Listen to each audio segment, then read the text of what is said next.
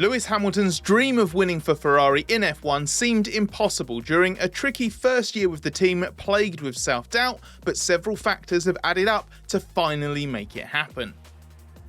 The magnitude of Hamilton's first Grand Prix win for Ferrari, and first since July 2024, can only be properly understood by appreciating the recovery arc. Victory in Barcelona completes an impressive turnaround from Hamilton's first year with Ferrari, which turned out to be one of his most disappointing seasons in F1. He failed to score a Grand Prix podium for the first time in his career, as the promise of an early sprint race pole and win in China turned out to be a false dawn.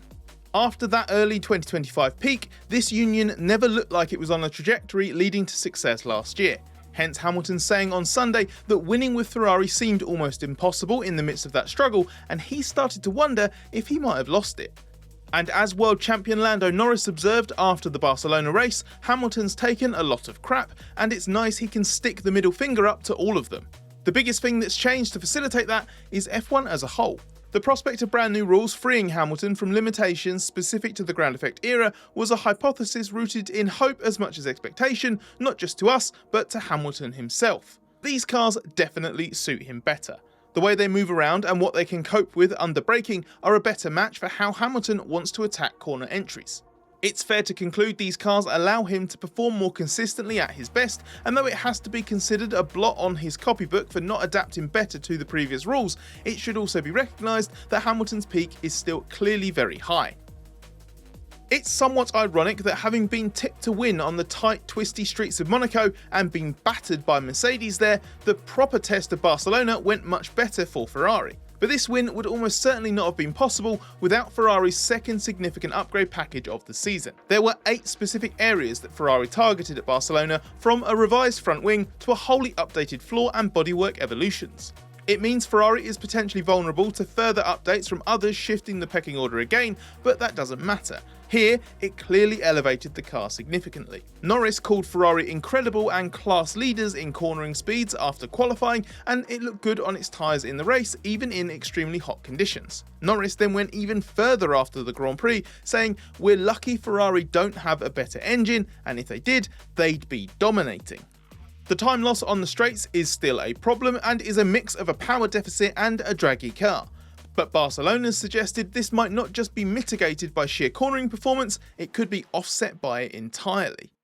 Ferrari so often comes in for stick for bad strategic decisions and in-race blunders, but it absolutely nailed this one. Hamilton switched to Plan C fairly early in the Grand Prix, which might not seem like a good sign, and his first stint on softs was unremarkable in second place.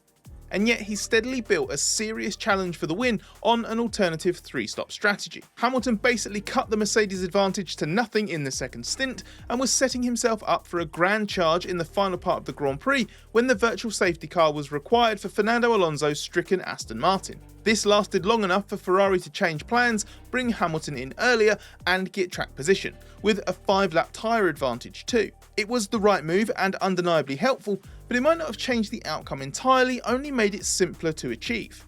Long-time race leader George Russell reckoned Hamilton would have come through regardless, because the 3-stop Ferrari had committed to was looking so powerful.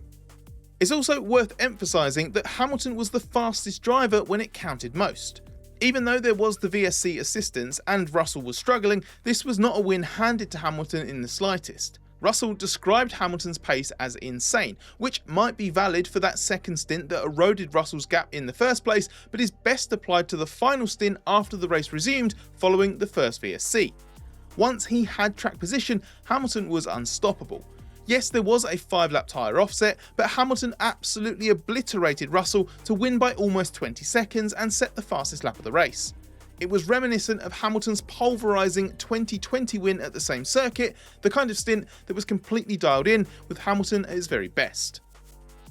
Hamilton credits Ferrari team boss Fred Vasseur for backing him while he was being very vocal and relentless, trying to push through certain changes at Ferrari in the background last year. Vasseur has fought hard for Hamilton, which you'd expect given Hamilton was his big recruit, but Hamilton said Vasseur's been essential, describing him as a good friend, teammate and ally. That support has extended to a specific Ferrari change that has helped, pushing through a braking configuration change with a move half away from Ferrari's longtime partner Brembo. Hamilton switched to carbon industry discs from this year's Japanese Grand Prix, the supplier he used at Mercedes and McLaren before that, having never felt completely comfortable with the feel of the Brembos last year. The different characteristics are significant because the CI discs give stronger initial bite, which suits Hamilton better. And while the notion of pedal feel can be quite abstract, it's absolutely critical to driver performance, not just in simply braking and stopping the car, but loading it just right at corner entry and setting up everything that follows. Ferrari's support has also extended to rejigging the engineering setup Hamilton has around him, including a high-profile change of race engineer. Moving away from Mercedes and his longtime partner in crime Peter Bonington inevitably meant Hamilton's new relationships at Ferrari would be critical to how he settled in, under a lot of scrutiny, and then influence every single weekend that played out. There were early hints of tension with 2025 race engineer Riccardo Adami, and while Ferrari and Hamilton always played this down, the moments of frostiness and apparent doubt never went away. So when Ferrari changed things up for 2026, it was no surprise.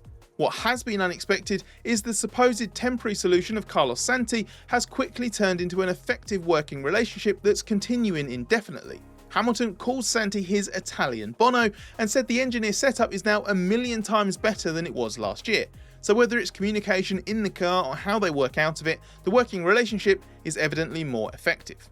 Hamilton says, "The changes that I've asked for and pushed for all last year have been made, and I now have the right team around me." He's clearly very grateful for this backing, which leaves him happy and in a good place. The latter also extends to being physically at the top of his game, having revealed he carried an unspecified injury for a while after last year's race in Spain. Returning to the specifics of Barcelona, Hamilton being so fast on the day is also linked to something slightly different: the quality of his execution both this weekend and this season. Even before this result, Hamilton was deep into his most convincing Ferrari run of races so far. He's looked increasingly robust, and qualifying on the front row of a traditional track like this, rather than the recent outliers, was actually a better indicator that Hamilton was high on confidence than his previous couple of podiums. There will be weekends where he's slower than and beaten by Charles Leclerc, and this could have been one of them. That actually goes in Hamilton's favour. Hamilton was struggling in practice after sitting out the first session, whereas Leclerc looked rapid here, having moved to Hamilton's brake configuration. Probably not a coincidence. And yet it was Hamilton who started from the front and led the chase of Russell, while Leclerc worked his way up from 10th after a needless qualifying crash. So Hamilton is a much more dependable figure for Ferrari this year than last on two fronts, because he's more competitive and he's putting the performances in when the car allows it. It's also worth mentioning that there's always a little bit of luck involved too. After all, it could have been Hamilton's Ferrari that failed in the final laps of this Grand Prix rather than Leclerc's. Mercedes' first Grand Prix defeat of the season can't be fully explained without acknowledging its own performance level too. It all looked so good early on as long-time race leader Russell controlled the opening stint, but the unexpected gradual implosion of his pace thereafter opened the door to Hamilton. Team boss Toto Wolff also suggested in both TV interviews and his written media session after the race that his cars could have been closer to Hamilton at the crucial VSC point had they not lost time racing each other around half distance when Antonelli caught then leader Russell. The bigger unknown though is whether Hamilton would have been derailed in pursuit of the two Mercedes had the race played out normally. There's also what Antonelli might have been capable of versus Hamilton if he'd been in front from the second stint onwards. In the end, Hamilton was so far ahead that Antonelli's eventual retirement was irrelevant, and Mercedes basically held its hands up and said the faster car and driver combination won on the day.